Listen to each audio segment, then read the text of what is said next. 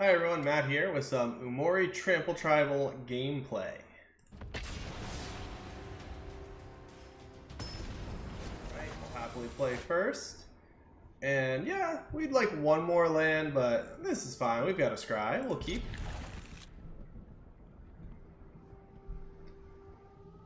And I mentioned in the deck tech, we do play 27 lands, which is more than the vast majority of the Gruul list.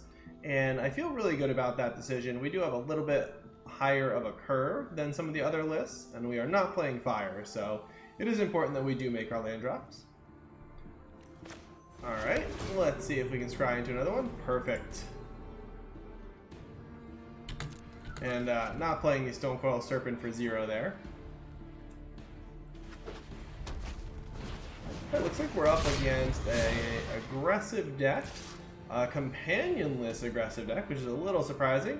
I think most of the mono red list these days are playing Obosh. So here it does feel like a good plan to just get down a 2/2 and force them to use up another card to get through it.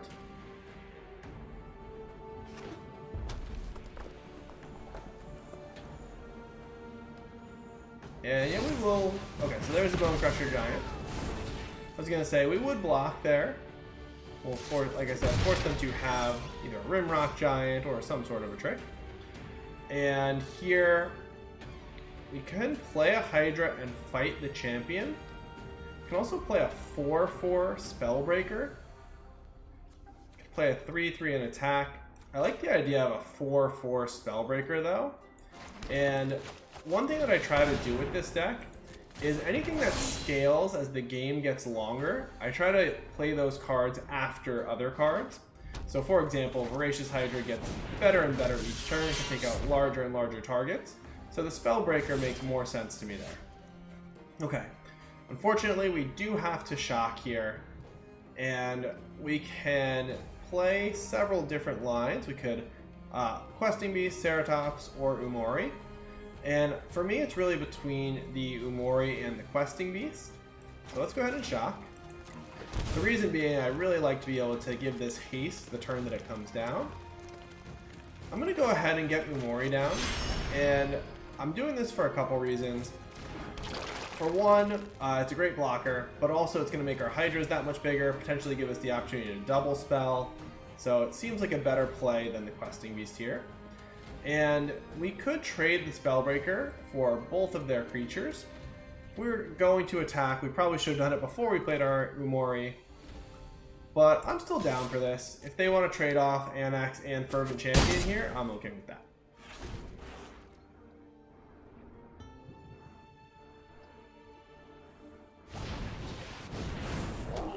Yeah, and now it feels like we're in a really strong position. They cannot profitably attack with anything, and we're going to be able to fight the Anax with a Voracious Hydra here. So because of the discount on Umori, we can actually trade the Hydra for Anax. Now, we should also consider just getting really aggressive, playing something like a Questing Beast here, or a Ceratops with haste also seems pretty strong. And I am a little bit tempted by holding off on the Hydra until it can fight and survive against Anax. Here, it would just trade off.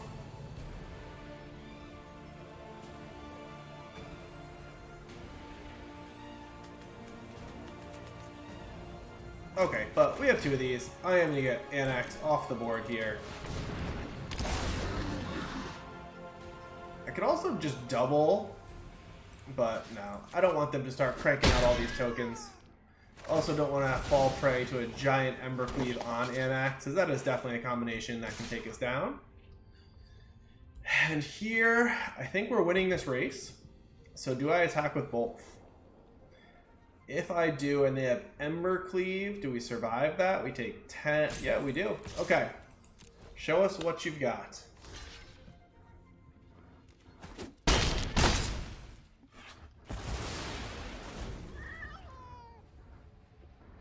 And it does feel like we're in a commanding position here. I know oh, okay, Cavalcade. So we are going to take 6. But I know I said in the deck tech, whenever you are the larger deck in an aggressive matchup, you're in a good spot. So being the mid-range deck in the aggro matchup is where you want to be. Okay, so I want to make sure that we're protecting our life total here. In order to do that, I'm pretty sure we're supposed to get rid of the Scorch Spitter and then play out, I guess, a Grazer. I'm just trying to see. I think there's a reasonable chance they can kill us on the crackback here. So how do we get rid of that possibility and still keep the pressure on the opponent? Yeah, this seems correct to me. Let's just go ahead and... yeah, we're going to do this for 3. I was debating playing a Greaser or a Serpent as well, but I think just getting this down as a 3-4 makes a lot of sense. We can play a 1-1 Serpent here. Since we have our turns kind of booked for the remaining couple turns, I am going to go ahead and do that. Now we can attack much more profitably because we can block the Fervent Champion with the Hydra and trade with one of the tokens to limit their board.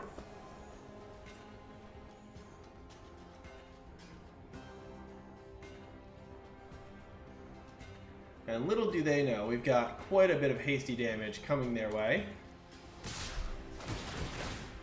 Yeah, so even an Ember Cleave here will not do it. And I don't even know necessarily that these Cavalcade decks play Ember Cleave, just because their creatures are, by design, pretty small. We shall see, though.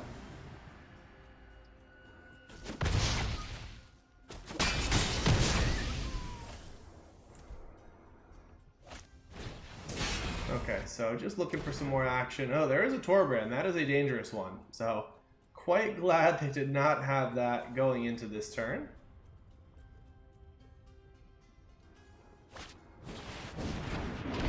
Spitfire.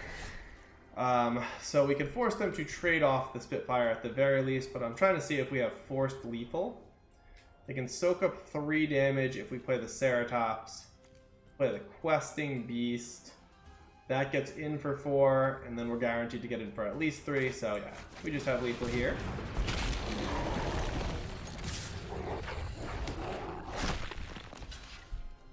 But yeah, mono red decks are always dangerous. Gotta make sure that you're always considering what the worst case scenario is when they return fire on the crackback. Alright, but we have a lot of good things to bring in here. Let's bring in the 2 Bone Crusher Giants. Let's also bring in... let's say a lot of good things. I meant a couple good things. Let's bring in another Questing Beast. And I think that the Shifting Ceratopses are definitely not at their best in this match. I'm wondering if just the 6/6 body on the Nullhide Ferox is worth bringing in. But I do like the ability to pressure them pretty quickly as well. And I also like the synergy between Ceratops and Marauding Raptor. So yeah, I think this is going to be the ideal setup. Yeah, sadly, I don't think we can keep with just 1 green source. If we don't draw a second land, we don't even have a chance to scry into one. Let's mulligan. And yeah, this is actually significantly better because we have the Marauding Raptor to power out the rest of our stuff, plus some good early interaction. So let's keep, and we're the farthest away from casting Questing Beast. So let's go ahead. Yeah, I'm just thinking about mutating the Gem Razor onto Stonecoil Serpent, so I think it's more valuable than Questing Beast. Although this plays offense and defense, it's actually really close. I'm going to keep the Questing Beast since it does play on both sides of the ball.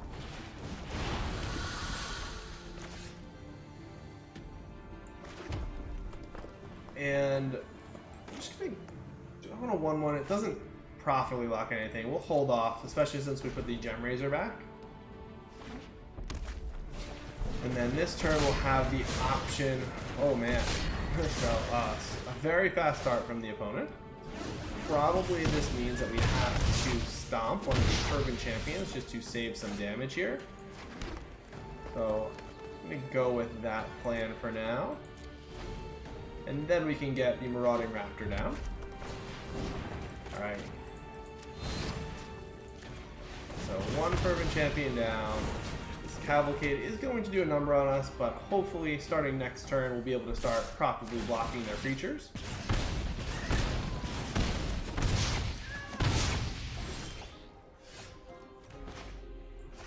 And, so we can put out 2 blockers that are capable of jumping in front of their creatures. One thing we can't do is actually play Raptor into Serpent, because the Raptor would kill the Serpent. It does feel important to get the Raptor down though, so yeah, let's play it like this. Now next turn this opens up more options. And if we can trade off with the Scorch Spitter here, our life total should still be safe enough, although that is a relative term against the mono red deck. Alright. What kind of follow-up do they have here?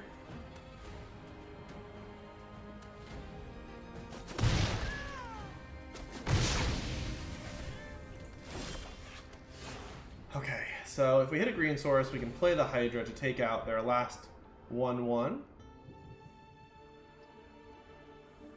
Let's see. Kind of like the idea of a 4/4, but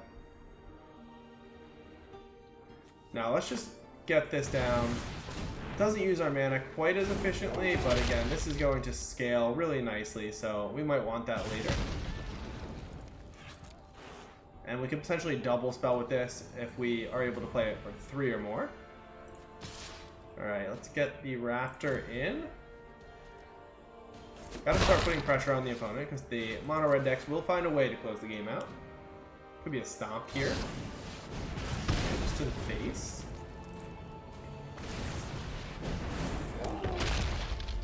Okay. Oh, nice. So we can take out Cavalcade. That feels very important to me. Oh no, we're 1 green shy. So do we want to just play this out? I think we want this as a way to take out Cavalcade. Let's make a 4/4 here.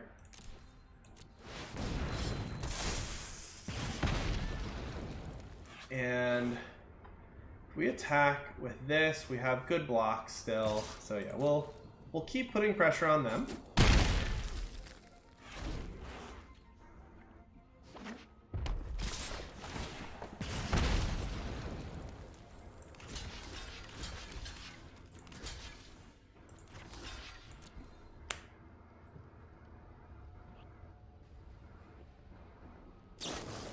Oh, and they do have the Ember Cleave.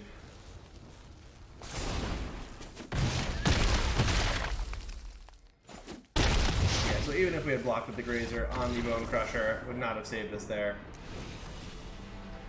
Alright, game 3. Don't see anything we want to change, so let's run it again.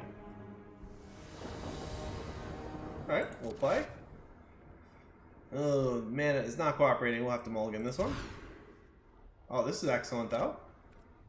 Let's keep, we'll put 1 Stomping Ground back. The Raptor unlocks everything, even if we never draw another land.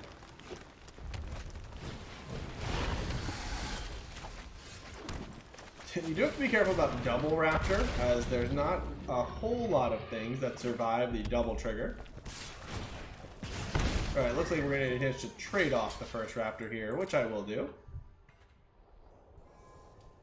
Expecting Stomp, yep. Alright, and we are Raptor rich anyhow. So we can double Raptor and still get away with Umori and potentially a very large Hydra.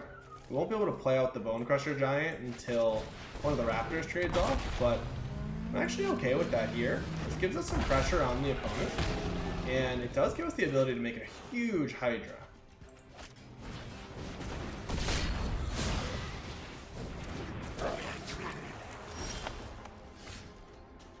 Alright, so we can attack with both play Umori.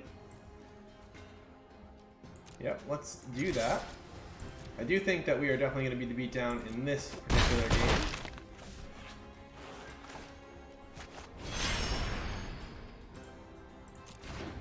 Alright, so now we get a 3 mana discount on anything that we play, but it has to be able to survive the 4 damage from the Marauding Raptors. So one thing that we can do with the Hydra is stack the triggers in such a way that it doubles the counters on the Hydra before it takes damage from the Raptors. Let's play out this land here. Alright, I feel like we just want to make an enormous, voracious Hydra. So they can't trade with anything. Let's go ahead and attack. Puts quite a bit of pressure on the opponent. Yeah, and here we get a 3 discount, and we have 3 more mana, so 6 total. Means that we can do this for 4, and then just double it. Alright. They're going to be hard-pressed to stop that. So I do want this trigger to activate first. And we'll double the number of counters.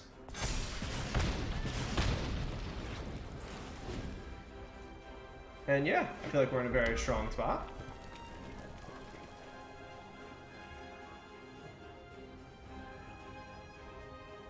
Okay, even if they claim it and swing here, we are not dead.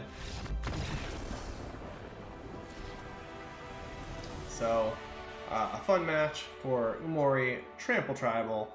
Hope you're able to give it a try. Let me know what you think. And if you enjoyed, consider a like and subscribe below. See you in the next one.